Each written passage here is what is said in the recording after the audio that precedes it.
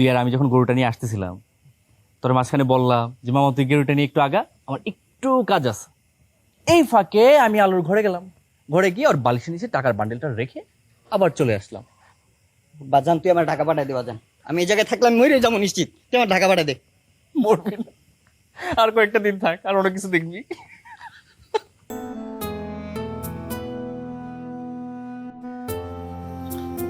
আপা তোমার কি মন খারাপ?